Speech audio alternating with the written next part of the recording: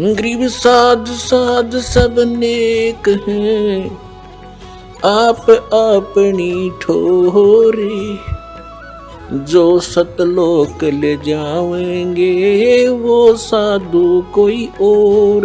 अब ये कहते हुए भी हमें शर्म आती है, लज्जा आती है कि हम कबीर परमेश्वर को ये कहें कि उनको अक्षर ज्ञान नहीं था, क्योंकि उनके दृष्टिकोण से ही हमने एक बार परमेश्वर को उसी तरह से सेट करके आगे चलना पड़ता है।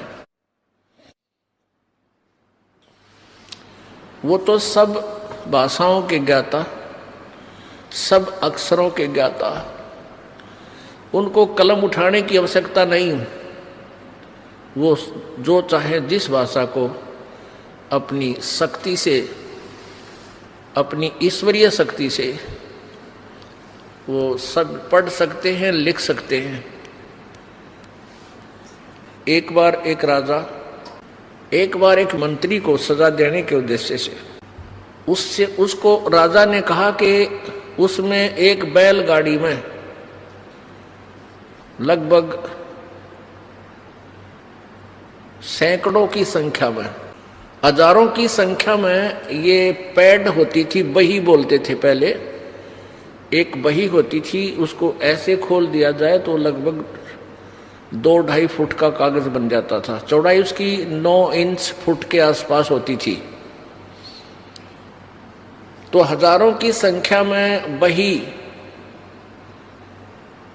रख दी एक बैलगाड़ी में, जितनी उसमें आई, और कहा इनको एक दिन में लिखवा के वापस ला। अब वो मंत्री साथ में 1-2 नौकर दे रखा, वो जा रहे थे। वो रो रहा था बैठा बैठा कि आज ये नहीं लिखवाई गई तो ये राजा हमें सजा देगा, भयंकर सजाएं देते थे। तो उस समय परमेश्वर कबीर जी वहां पहुंच गए। उससे पूछा, भाई क्यों रो रहे हो भक्त? उसने अपनी सारी कहानी बताई। परमेश्वर कबीर जी ने अपनी सोटी उस बही का एक बार मार दी, एक बही का, और कह दिया इस समय भाई ये पूरी लिखी गई है, ले जाओ वापस।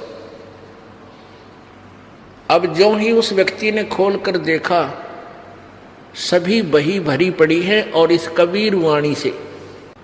वो व्यक्ति बड़ा खुश हुआ, वापस लेकर आया। राजा ने पूछा ये किसने लिखी है, ये कहाँ से लाए तुम कलम और इंक?